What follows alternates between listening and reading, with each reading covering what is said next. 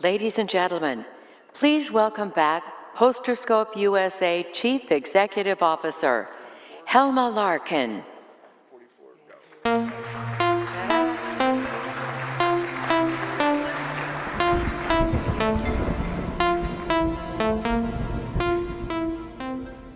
First of all, I want to say, have you noticed how long this stage is? It takes quite a while to get over here. I'm really happy to be back with you on day 2, and really looking forward to hosting the CEO panel, which I know is always a favorite. We just have a couple of housekeepings just before we get onto the panel that I want to go through, and a couple more thank yous. So first of all, we'd like to thank AirSage and Streetlytics. They generously sponsored the lunch yesterday in the Expo, and also the Siroki Group for sponsoring breakfast, and also Exad for sponsoring the mobile dashboard, which hopefully a lot of you have seen. So thank you to those additional sponsors. And we also want to thank Siri, whose real name is Susan Bennett. I think Susan did a great job over the last few days, and I think she probably has one of the most recognizable voices in America, and we're going to think a little bit differently about that when we hear her. So thanks very much, Susan.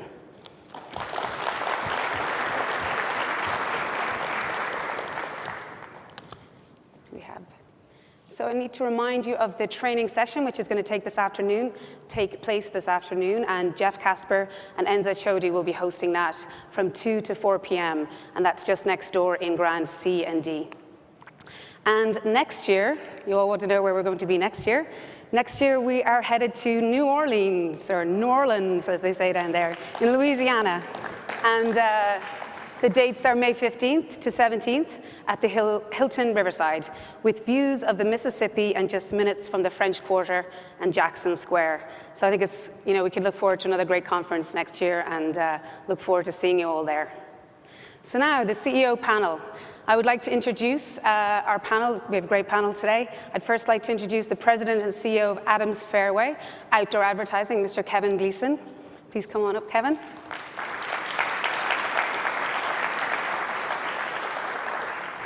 My partner in crime, the co-chair for this event, is Scott Wells, CEO of Clear Channel Outdoor Americas.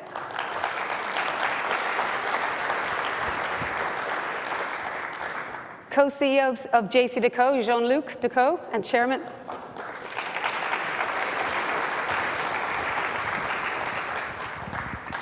And Chairman and CEO of Outfront Media, Jeremy Mail.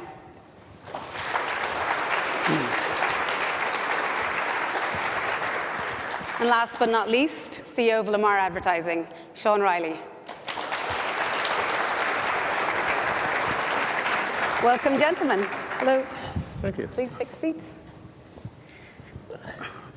So I'm really excited to be back on this panel this year, although I do have to say I'm much happier that I'm asking the questions this year. And I said that to Kevin yesterday, and he said, oh, but I might turn the questions around to you. And I said, that's not allowed. Rule number 1. She's the boss. I am the boss. I think to kick it off, we've heard a lot about the future. We've heard a lot about disruption the last 2 days, how our industry is being disrupted, and so many great things that are happening. So looking forward, I want to ask each of you, in 10 years, your prediction, what do you think our industry is going to look like? And how do you think it'll be different? Jean-Luc? Good morning, everyone. I'm not a futurist, but I think that I know that in the next 10 years, there will have been more changes to our organization, our product, and our people that we've seen in the last 10 years. That is one thing I'm sure about. Looking 10 years ahead from now, there will obviously be some further consolidation of our industry. We know that, and I'm not going to speculate about who's buying who around this table here. But there will be further consolidation, which I think will be good for the industry. The share of digital will grow tremendously as well. But to put things in perspective as well, JCDecaux operates in about 75 countries worldwide. We have a little bit more than 1 million advertising panels, and about 50,000 of those are digital, which accounts for 5% of our total inventory, but about 10% of our revenue right now. So 10 years from now, even if we double the share of digital inventory from 50,000 to, let's say, 100, to just be bold, I think maybe our share of revenue will be probably about 20 or 25%, and it's pure speculation at this point. So that means that we'll still have about 75% of our inventory that will be analog, okay? The transactions, the ad exchange, the platform automation, I mean, will definitely be part of our future, which I think will be a good thing, and hopefully will help us grow the share of our medium, making it an easier process to buy and make transactions. And hopefully we'll be selling audiences as opposed to selling signs.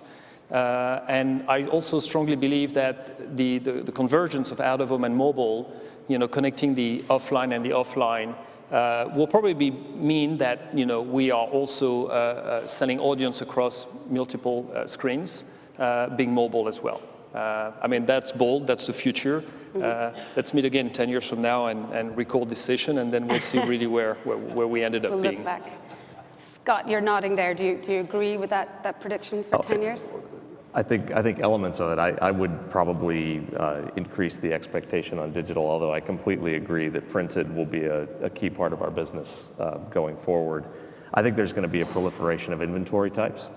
I think we're just scratching the surface of all the things that possibly could be included in the out-of-home category. Some of them will work, some of them won't work. We'll have a lot of innovation. And to Jean-Luc's point about consolidation, I think the thing that's going to happen before the consolidation is going to be proliferation. The number of people entering the out-of-home business in various, maybe not in the business that all of us are most familiar with, but things that we would recognize as out-of-home, is proliferating. And as we figure out integrating mobile with our types of assets, that's going to be an exciting piece of it, because there's going to be other opportunities to sell in. I think, from my perspective, in 10 years, if we haven't gotten to where we're integrated with other media and where we're seamlessly going to market with digital, we will have utterly failed, and it may be a very different group of people who are sitting on the panel, talking about it. Jeremy, how do you feel? Yeah, no, I think Scott's absolutely right. I think one of the things we're going to be talking about is out-of-home share and how that's going to grow in the future. I actually think that us becoming completely integrated in the rest of the media landscape is a significant part of that.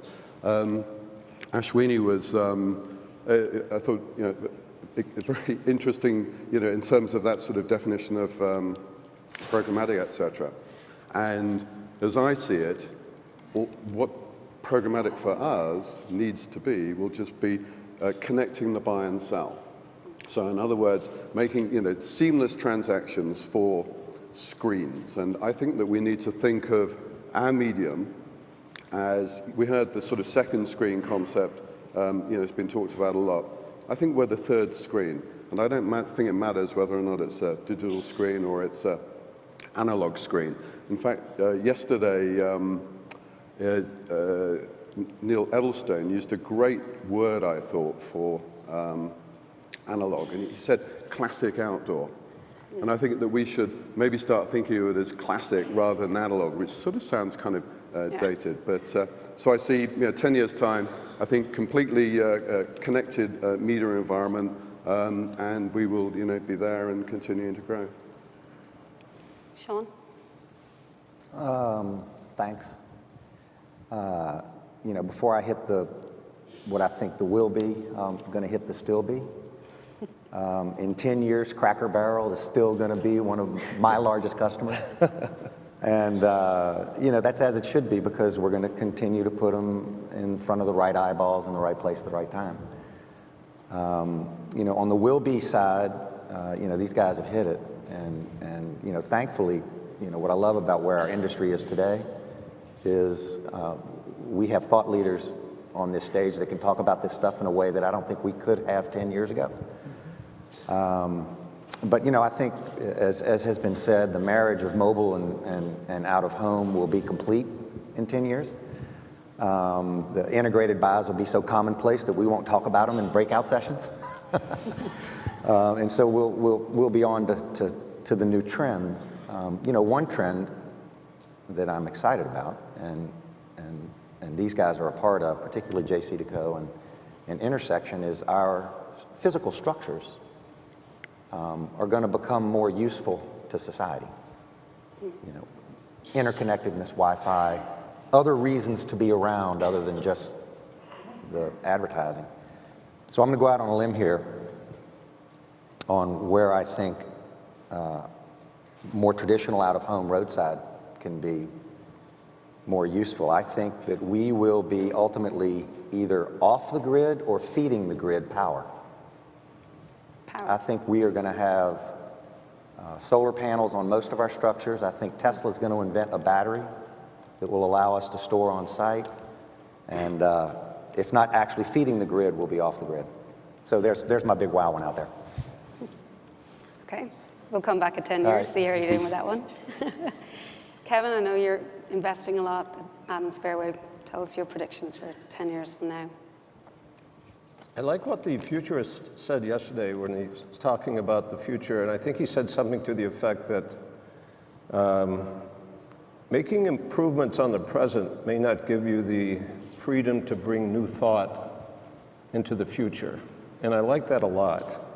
And it gave me pause to think about my career in the outdoor advertising industry and where it's, you know, the innovations and the breakthroughs that I've seen in the last 30 years. And I boiled it down to 3 of them. The first one was going from hand painting to computer-generated vinyl. You know, all of a sudden we had magazine quality reproduction, and there were no more issues on the advertiser's part with the quality of reproduction. And it also led into a situation where we eliminated paper posting that had flagging issues and brought about substrates that don't have flagging issues. So I thought that was a nice breakthrough. And looking back on my career, I can see that as seminal in nature. Then the second one was the re-engineering of tab, and going from counting cars, which I've always found to be prehistoric, to actually thinking more about the audience and how they participate in our world. And then the third one was the digital revolution, the idea of bringing digital billboards into the marketplace. And I think we're still playing with that and trying to determine how to best optimize that. So in thinking about the future and in thinking about what I would really like to focus on in the future is I would like to focus on what's going on in the mind of the advertiser. What are they thinking? I mean, we talk about ROI. You know, what's the return on investment? And yet, how much time do we spend literally sitting down with an advertiser and talking to them and saying, what do you think when you think about advertising? What do you think when you think about media? What do you think when you think about marrying your product or service to your consuming audience? And I think we spend much more time talking about our inventory and our business than we do in the discovery process of what an advertiser is thinking. So if we're really, really committed to driving ROI, let's find out what the advertiser's thinking. I always say to our salespeople, if you want to know what the advertiser's thinking, go and ask them. Because everything you need to know resides in the mind of the advertiser. And yet we spend an incredible amount of time trying to discover data that might give us an insight into what an advertiser's thinking. But the advertiser knows what they're thinking. So in my opinion, the next big breakthrough, the next 10 years, would be able to build organizations, because I think most advertising is local and regional in nature, but build organizations with representation that can actually go out and dialogue with an advertiser and marry their interest and their expectations to our assets. That's a fair point. I think data is certainly a large opportunity coupled with their opinion, certainly. Yeah, I don't think we could ignore data. There's just too much of it, and it's too much fun to play with. But at the same time, Coke wants to sell soda. Yeah, absolutely. Yeah. McDonald's wants to sell hamburgers. I mean, Sean talks about Cracker Barrel. You know, why in the world does McDonald's spend over $800,000 with us in Kalamazoo, Michigan? There must be something to that. No doubt. Yeah. So some of the analysts in our space think that out-of-home ad share is going to stay flat in the next couple of years, specifically eMarketer and Magna Global. Do you agree or disagree with this? Jeremy?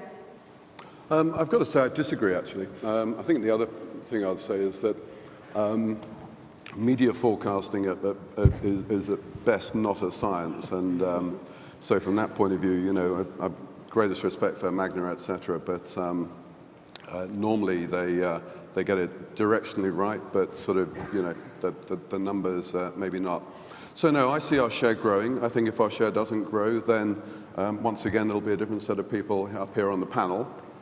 Certainly, it's my task, I think, to drive what is, I think, all media growth is expected to be something around the sort of 4-ish% mark, and we certainly need to be north of that.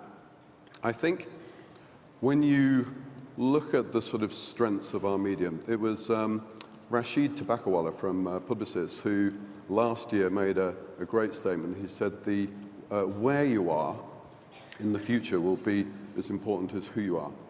And I think as we invest in our data through the likes of Operation More, by the way, I thought the whole rebranding yesterday to Geopath was sensational. So great job there.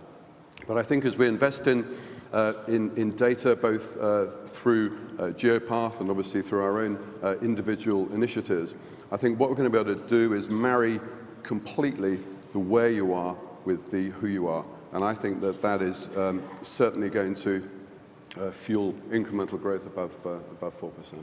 Yeah.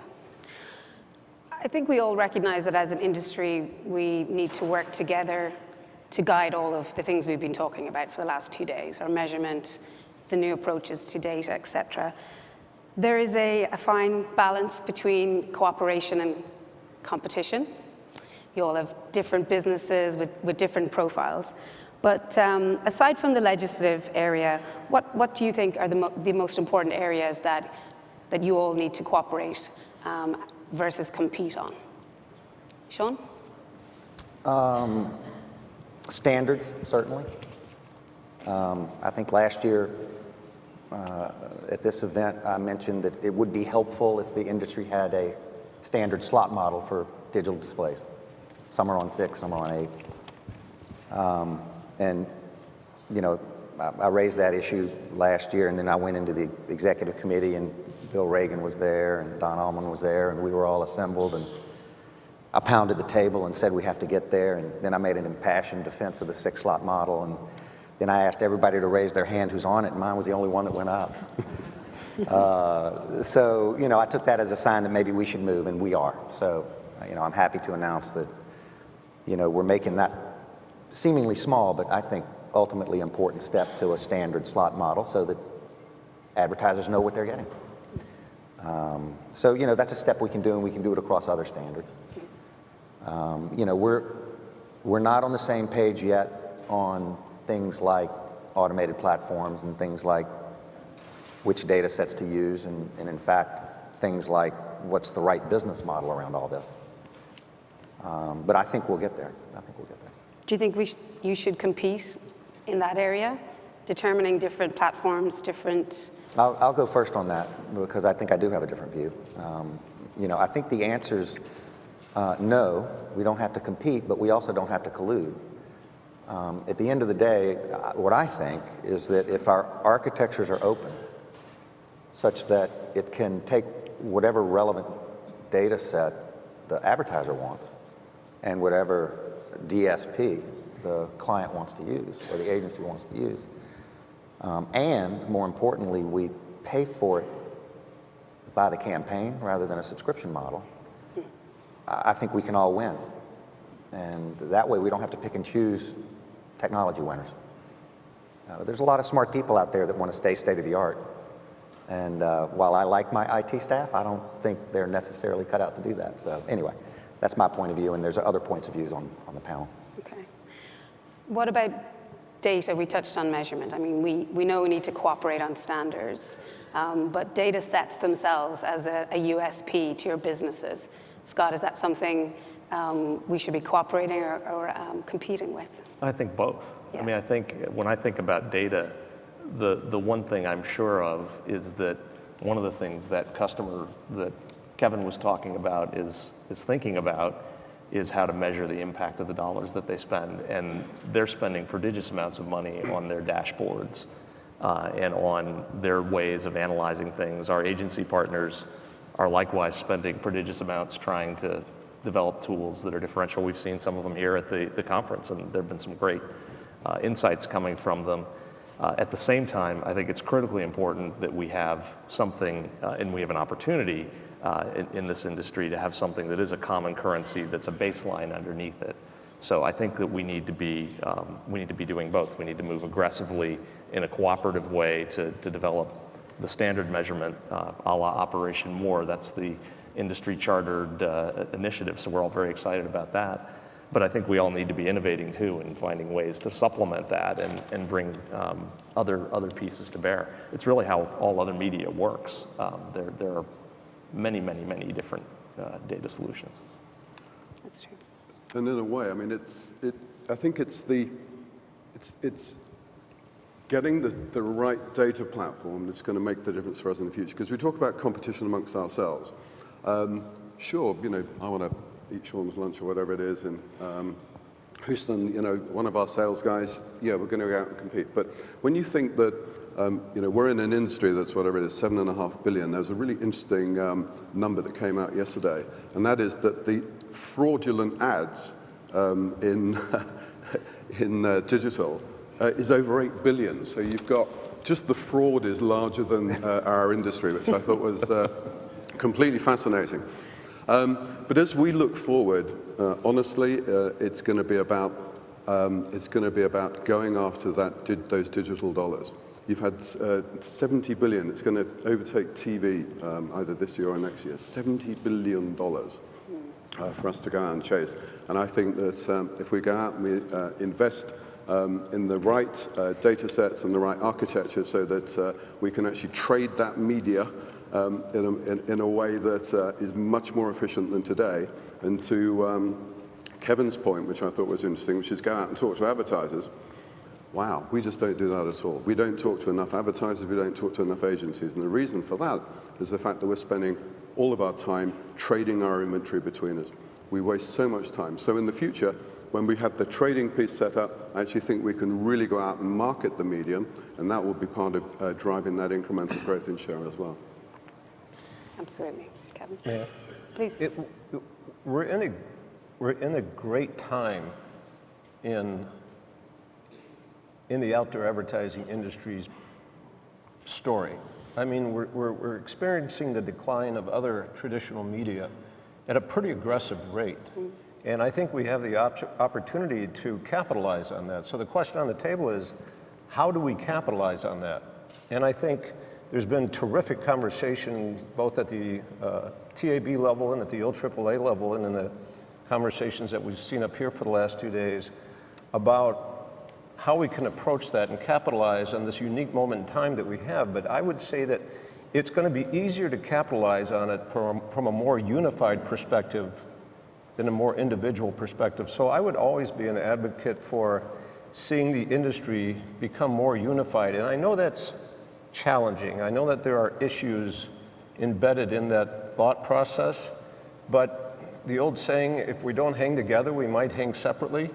I mean, it's just, right now we can capitalize on this moment in time, on this era, if we bond together and have a common warehouse of data and language and operating platforms that we use that should emanate from the new TAB and other sources that we have available to us. But I would strongly encourage us as an industry to look more at unification than the opposite. I've seen it just in the last 14 months when we had the privilege of acquiring the Fairway assets. We've begun to commingle Adams Outdoor Advertising and Fairway, which in essence are two separate companies.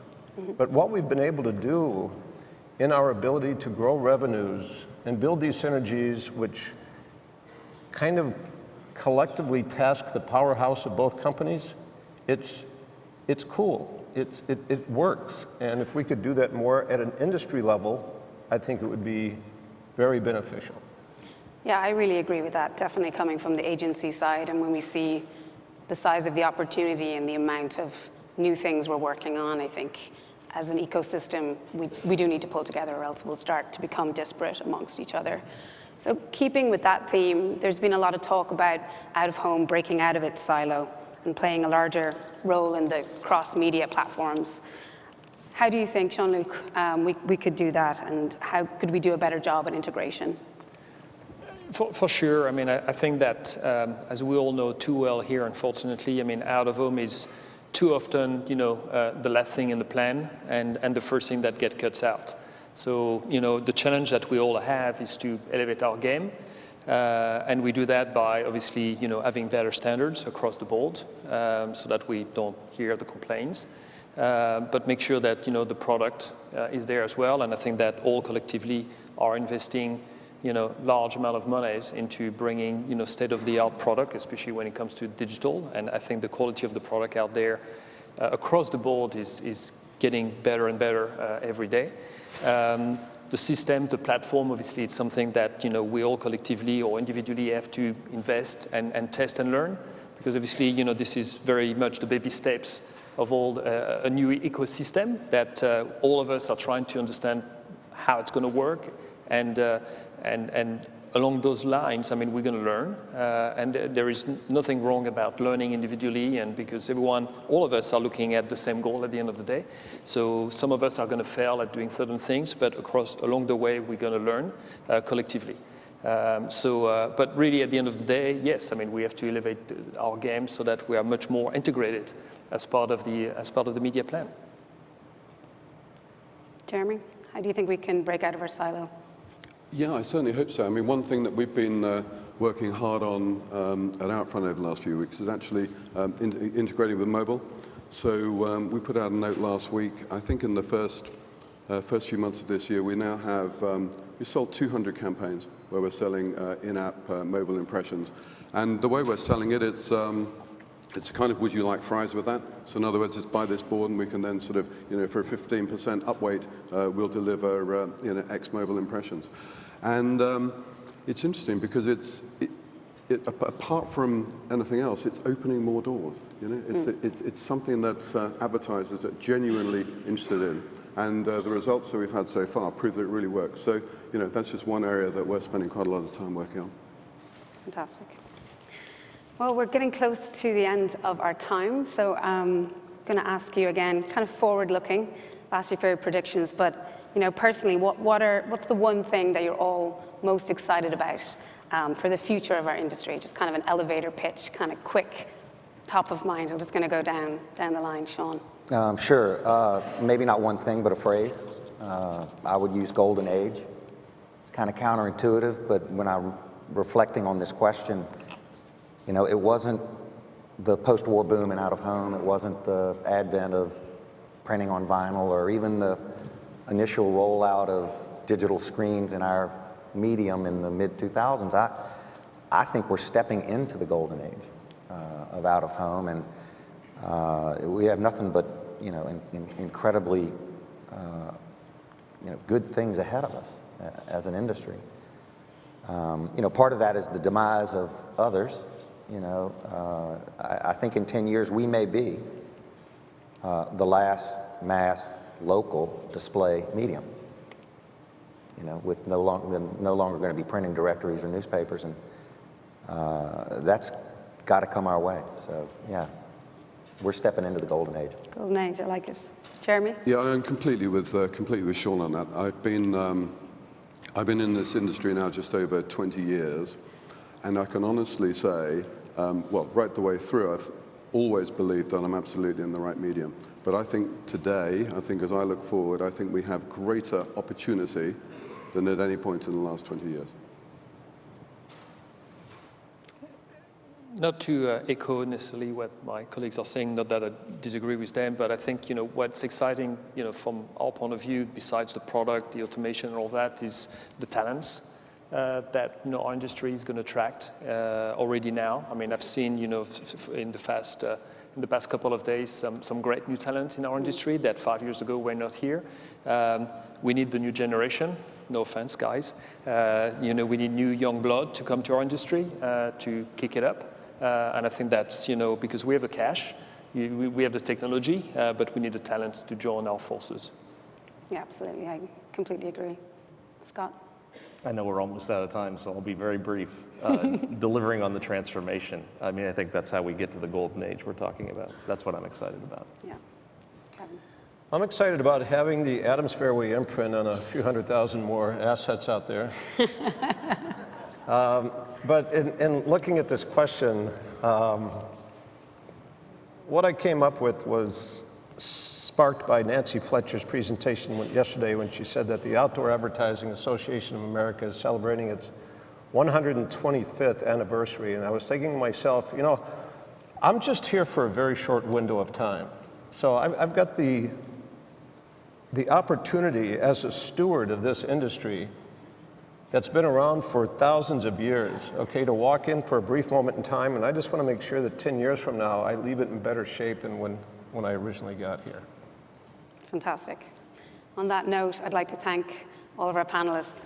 Your insight's always valuable, I know, to the audience, and thank you for your time and sharing it with us today.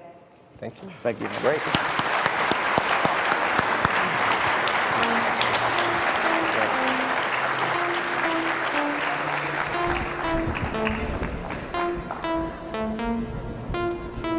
So we just have a couple of more quick words before you head out.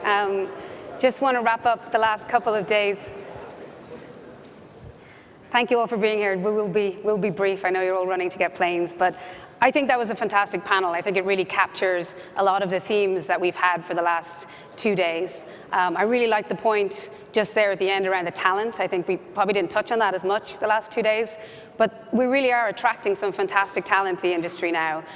New brains, fresh blood, new thinking to bring in and help us navigate the gray and the opportunity that we have in all the areas of innovation. It really is, a fantastic opportunity at the point where we're at right now. I think the message we need to take away, though, in addition to the opportunity, is how resistant we need to be to complacency. There's a real risk with the success the industry's had, 23 straight quarters of growth.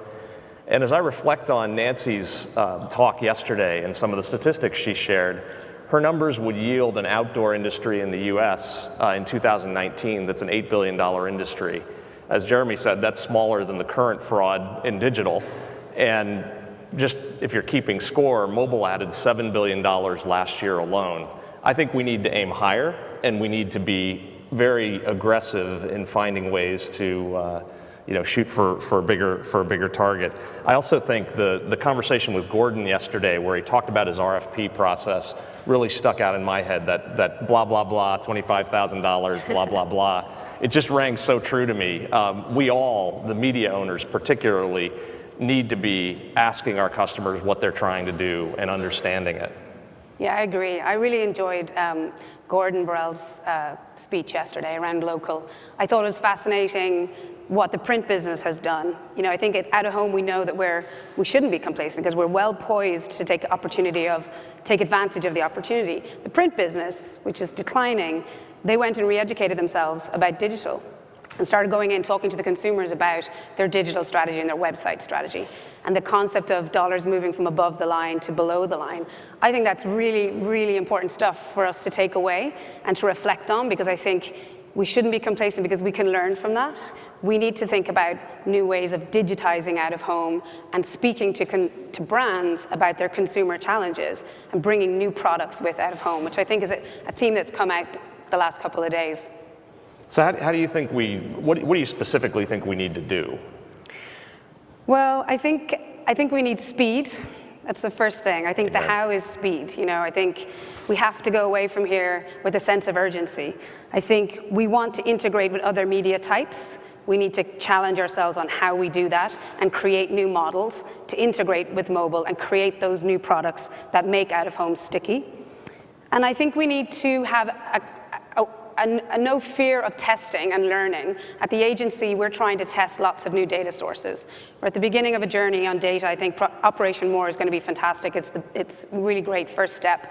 But all of us together, I think, can test and learn data. We can all, bring in different data sets and think about each part of our business. And if that's, embracing Operation More or testing something that's relevant to your inventory, I would encourage everybody to start thinking in that way.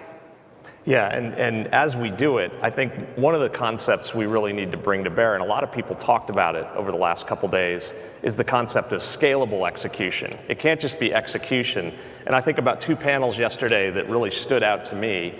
On the one hand, we had the buyers panel, which was a really good reality check on all the things that we're not doing as well as an industry as we potentially could be, that speaks to the basics that we need to deliver.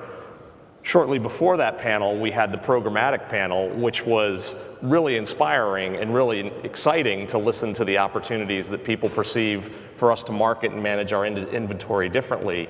The leadership of all of the organizations represented at this conference needs to be thinking about how do we actually move into this exciting new world and do it scalably. So Helma and I put our heads together and we kind of came up with our call to action, and then we compared it with Nancy, and it turned out that it was basically identical to Nancy's. So, we agree with you, Nancy. Well done, Nancy. So we're going to plagiarize, but in our own terms. I think that the first thing that I'd just call out, and I think the OBs were a great illustration of this last night, is we need to build off our traditional strengths, and the greatest of our traditional strengths is creativity, that ability to do tremendous, impactful, imagination capturing campaigns, and there were so many of them, and I'm not going to call out any individually, but I think the thing that was most exciting to me, last year was my first OAAA as a member of the industry as opposed to an investor, and I felt like even year over year, the sophistication and the integration of the campaigns with social media and with other types of media was just head and shoulders above even where it was a year ago, so that was hugely impressive. I think the other traditional strength, we've always been an industry that gives back, and we're an industry that is terrific in terms of how we return benefits to the community we work with. And what better example of that than the Ad Council Love with No Labels piece, our contribution. That was a multimedia campaign. It's another example of us being integrated, but the role that Out of Home played in that was just tremendous. We need to keep doing that. So that's our honoring our tradition, but to that, there's really three things we need to add.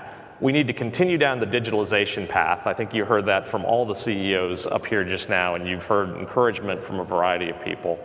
We need to move aggressively down the path of embracing mobile data and really speaking to our advertisers in the terms that they've gotten used to in the digital world. And the third piece is we have to create a customer experience. I mean, I think Mike Walsh's comment about the future is experience. We have to create an experience that is a tremendous experience for our customer and for ultimately our customers' customers to deliver that impact. Yeah, absolutely. I think we're all riffing off Mike Walsh because we really liked him. I think everyone really enjoyed his keynote. But I want to just leave you with a quote from him. He said that consumers will want better, richer, faster, and more personalized experiences from brands. So going back to this speed point, Scott and I, when we compared notes, we really believe that the key takeaway to achieve the three things that we feel strongly about is that we need speed and we need to collaborate. We need to collaborate together. And for us, that's what we really think the big picture is. Thank you. Thank you all so much. It's been a lot of fun. We'll see you next year in New Orleans. Yeah, we'll see you next year. Thank you. Thank you.